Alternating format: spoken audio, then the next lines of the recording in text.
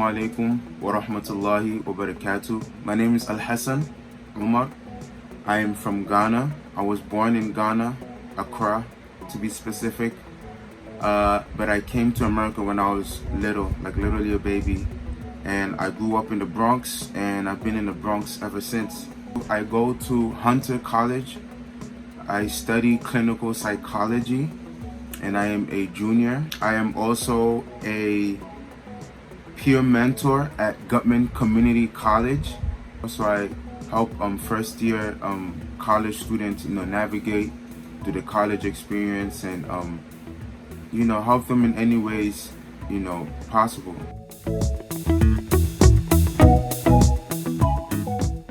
I am a spoken word artist. I am a poet, and I like to mention the both. Some people think it's the same. It's not. As a poet, you write poetry, you use the language to express yourselves in ways that are more vivid and more colorful. But as a spoken word artist, I feel like you bring those words into life through your movements, through your voice, through your actions. I like to watch YouTube. I find YouTube to be a very interesting place. I have several YouTubers that I watch. I watch basketball content, even though I don't play basketball myself. I like to watch documentaries. Speaking of hobbies, I am also a student of knowledge of Islam. I study the Quran. I study the Sunnah. The goal is to just be knowledgeable enough to apply it in our lives and help others apply it to their lives. On the weekends, I teach in the masjid. Well, that was pre-quarantine, of course. It's one of my favorite things to do, to be able to impact Islamic knowledge onto other people. Even in my hobbies, I still like to find things that I can do where I can help people.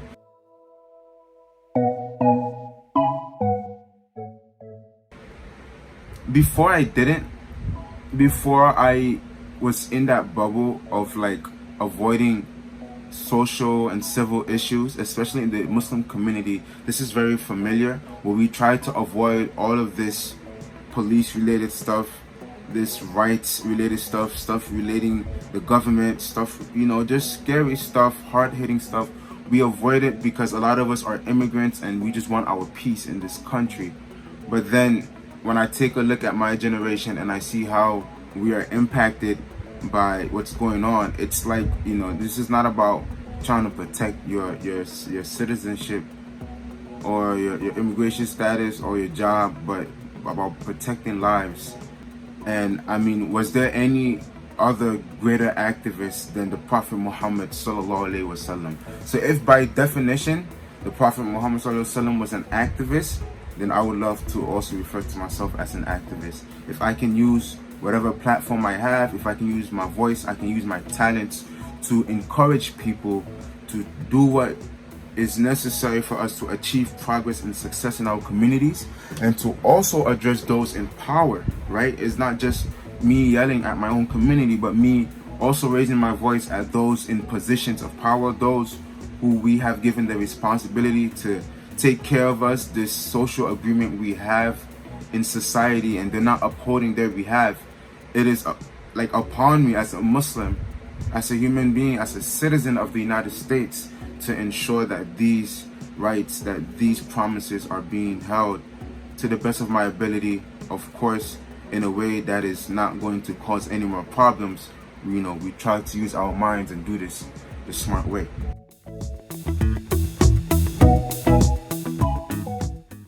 It is very challenging to be an activist as a young person, mainly because one, in the community, you are not viewed as someone who knows what they're doing yet, because you're young, right? So you always get that, like, what do you know? You're young. But if you look at what's happening in the world today, most of the major changes being taken, whether it's innovation, whether it's business, whether it's education, like so many different fields of life today, it's being like progressed, it's being carried by young people. And because we are living in very interesting times, especially with technology, we now have access to a lot of information that those who are older than us did not have access to. So it's kind of like a very huge shift in the psychology between, you know, young people today and young people back then. And I'm not saying we're better, right? Some might even argue they were better back then. Just looking at the state of behavior, it's almost kind of getting worse today as well. If you want to be honest, it's getting better on some hands. People are being more open-minded and being more accepted to different ideas. But then also in terms of tolerance, in terms of being able to deal with certain things, they definitely did have it more rough back then, and were definitely able to handle it better. But then also, if you look at the civil rights movement in the United States of America, which is one of the largest and most powerful movements that this world has ever seen, it was like a lot of young people that was sparking the main events that will bring huge changes and huge strides and progress to the civil rights movement. You know, the sit-ins, the marching, it was all young people. If the leaders, if the elders of the community would really invest in us and give us the chance and support us, which many of them do, but not enough, again, either out of fear or out of ignorance. I feel like if you really supported us, we're not saying just put us in harm's way, right? Because there is a level of worry to it. But at least give us the chance to speak. At least give us the chance to charge forward. If not, hold our hands and move forward with us. But we cannot stand at one place. And that is what the youth has recognized today. And we refuse to be silent. We are going to move, and move swiftly and move effectively, inshallah.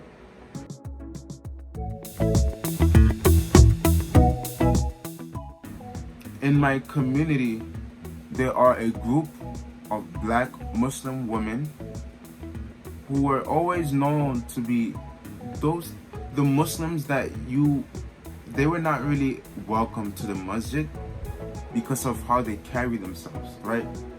And this is an issue we need to address, right? I'm gonna be honest. Those of us who spend most of our time in the masjid, we view, college students, Muslims who come off more liberal, Muslims, Muslimas who don't cover up, we kind of push them away, and we start to even look down on them as Muslims, right? And I've always kept an eye on them, like, okay, I understand, we have to view them like this, but can we look at what they're doing though? Because they were the same people, it was the same group of black Muslim women in my community who were always advocating for things that mattered. And whether it had to do with voting, knowing your rights, calling representatives in government to hold them accountable for certain things, and things that have to do more with the society than our Islamic community itself. They were engaged in that, and we kind of drew away from that, we're not going to worry about that. And I used to be a part of that crowd, but then I could not turn away from what they are doing and the effect it was having. It was actually making huge changes. Some of these women have gone on to earn rewards and get recognized by the mayor, get recognized by the city. So I started attending their events, starting to learn more, and having a position in the Muslim community already as a person, who lead prayers, who sometimes give the Friday sermons, the Friday khutbahs. I started to combine the two and spread awareness about what's going on in society in general, and how it is our responsibility as Muslims to talk about these things as well.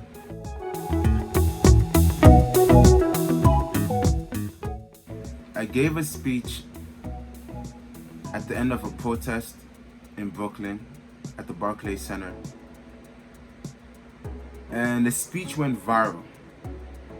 And seeing the response, the comments, people who have met me and explained to me how the speech and the dua that I gave at the end, how it has helped them, really it makes me happy, and it encourages me to keep pushing. Because like I mentioned, there's so many little things you have to deal with. Everybody's already dealing with the little things, what life pushes at you in your head.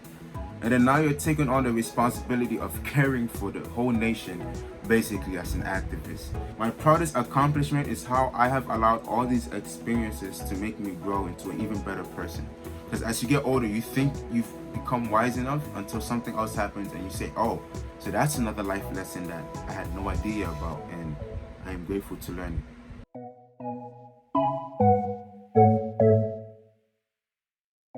My hopes for the future is that I can continue to do this in a way where I am bringing immediate help to people. One of the things about activism that a lot of activists have to deal with is feeling like what you're doing is not making a big impact, you know? And I feel like in the age of social media, a lot of us are aiming for the big numbers. A lot of us are aiming for, views, going viral, for the followers. And unless this speech, unless this content, unless my message does not have a lot of views under it, we feel like it didn't have an impact, which is not true.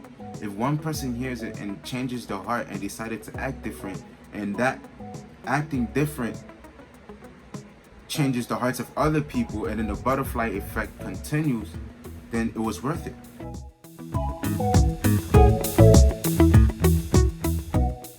COVID-19 impacted life in general in such a way where everybody was forced to sit down and confront their reality.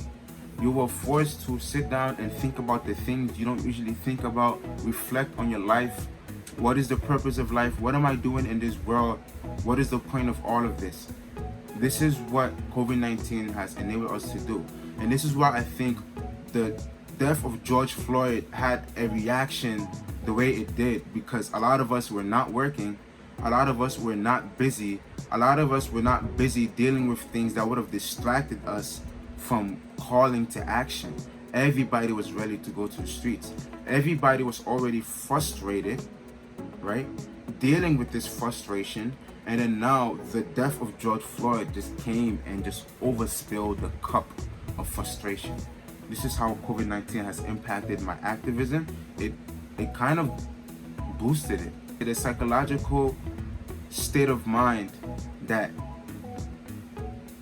COVID-19 has left us in, has enabled us to pay more attention to what's going on in the world.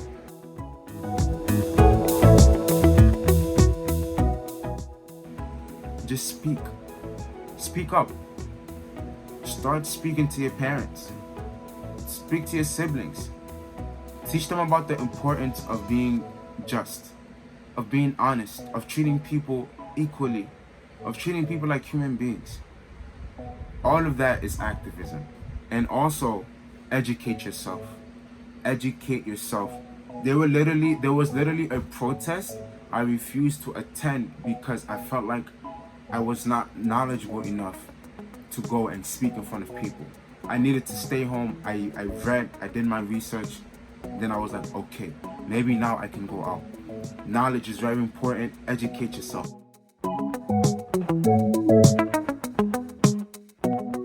Be nice to people.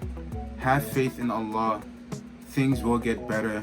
The world will not be perfect, unfortunately, but things will get better because it all depends on us, and we have every intention of becoming better. And we ask that Allah subhanahu wa ta'ala make things easy for us. You can find me on Instagram at ALLY_DEEN,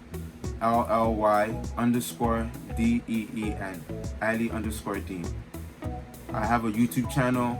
I put poetry out, and I'm going to start putting out different types of content as well. Also, Ali Dean, ALLYDEEN. Wassalamu alaikum wa rahmatullahi wa barakatuh.